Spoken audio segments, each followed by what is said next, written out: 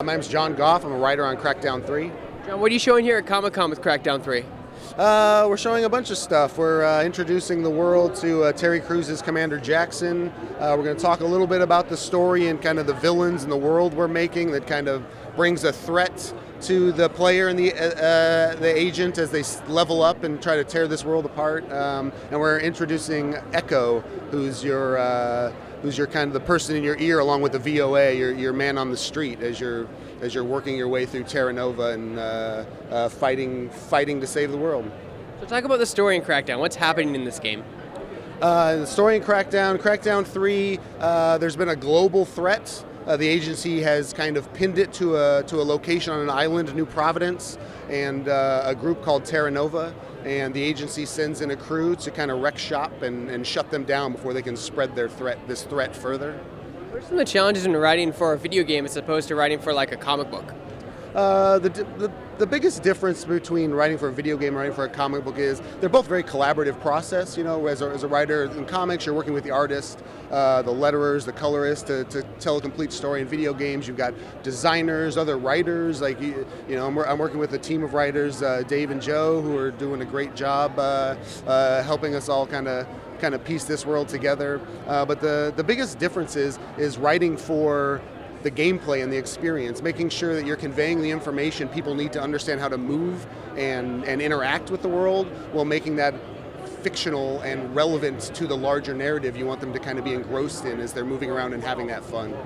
So what's it like writing for Crackdown? Because the world itself is it's serious, but it's also very humorous, unlike Spawn, which is very dark, gritty, and very serious. Yeah, no doubt. Well, I mean, Crackdown's bigger than life, so it's trying to hit those big moments and convey that narrative within an open world. You can also go wherever you want, fight whoever you want, whenever you want, regardless of your skill level. So you can pick fights with people you shouldn't be fighting yet, and still being able to convey this emotion that tells you, keep going, you can do this, but you maybe can't do this now, right? So conveying that in an informational way that is still fictional and relevant to the narrative, so you're never taking out of the fact that you're living in this real world. Does knowing who's playing your character, who's voicing your characters in your game, affect how you write them? Oh, absolutely. You know, for someone like Commander Jackson, Terry Crews, Crackdown's already big and bombastic, but there's this extra little flair and this extra little excitement and energy that goes with it. It's not just about the aggression of tearing things down and blowing things up and having this bigger than life experience. It's amping up the fun of that and the joy of that even more. And so knowing the voice that's going to be behind it definitely feeds into what you're hearing in your head as you're writing the dialogue. Talk about your writing process. Do you have any rituals you do before you get that typewriter out? Wake up around noon, play some video games. No, I'm just kidding. Well, some days I wake up around noon. I like to work at night. So my writing process is I'll usually sit down and read whatever I wrote the previous day, kind of because I like to let it sit there and you kind of see where you kind of lost your groove, and reading something for the second. Obviously with writing there's multiple rewrites. You do a rough draft, you get notes, and you do multiple versions, multiple revisions to kind of hone the final work. But my ritual changes day to day and project to project. I write video games different than I write prose, different than I write comic books, but it usually entitles writing for the day, getting a draft of a thing down as fast as I can within a day, and then rewriting that, going back line by line and trying to imagine it more perfectly in the voice and changing the context a little bit based on nailing the situation a little more. And then by the time I get that done, depending on how much work there was that day, I leave that, move on to another character, and then go back to anything I've done 2 drafts of within a day the next day to kind of do a polish that I think I'm happy with sending in to get notes, because I think the revision process will move more quickly. What are your thoughts on how far storytelling has come in the video game department? I mean, it's ever evolving, you know, from Mario Brothers from Pitfall to Mario Brothers to, you know, the games of today, Crackdown 3 and beyond. Like, we just have there's more channels to tell story. I think people are more interested and understand that the interactive experience of video games speaks to a narrative. Like, people want to be drawn into these worlds and feel part of it. They don't just want to press the buttons and kind of have the fun. They want to feel like they are in that world having that fun.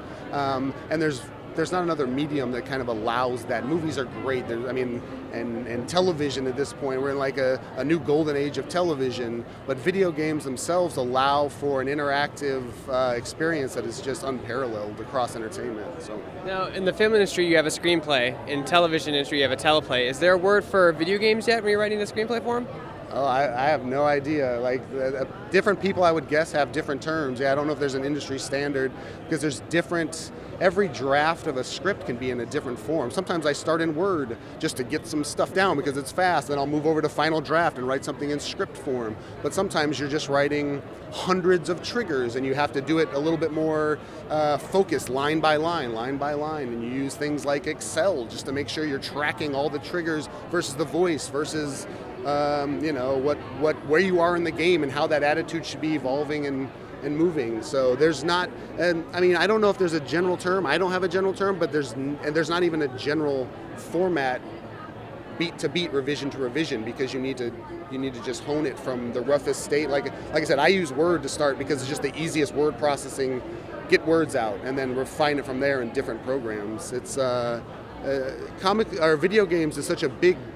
It's a big moving beast every step of the way. The game's evolving, the design's evolving, the art's evolving as you're writing. So you're kind of just moving with that flow and trying to keep up with the pace. So, Why do you think so many great video game stories end up botching it when they come out to feature films? I think, and hopefully this will start to change. I just think film people have the way they do things, and they try to fit a larger experiential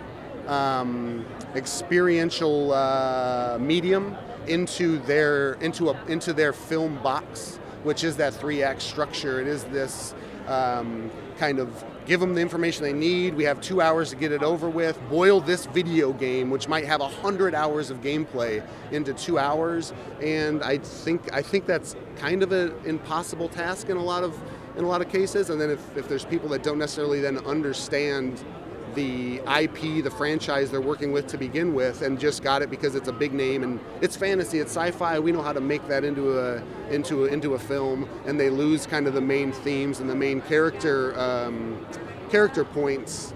I think that stuff's easy to get lost in translation. I don't think anyone ever sets out to make a bad movie, and I think I also don't think people necessarily understand that a movie is 2 hours of entertainment. However many times you watch it, you're never going to spend as much time as people do with their video game. People are just more emotionally invested in the time they spend with video games because it's more experiential. And I don't think film always understands that emotional connection from the fan base. And so when they get beats wrong, it stings a little more, and it's a little bit more glaring to the audience that's watching it, who come from the original source.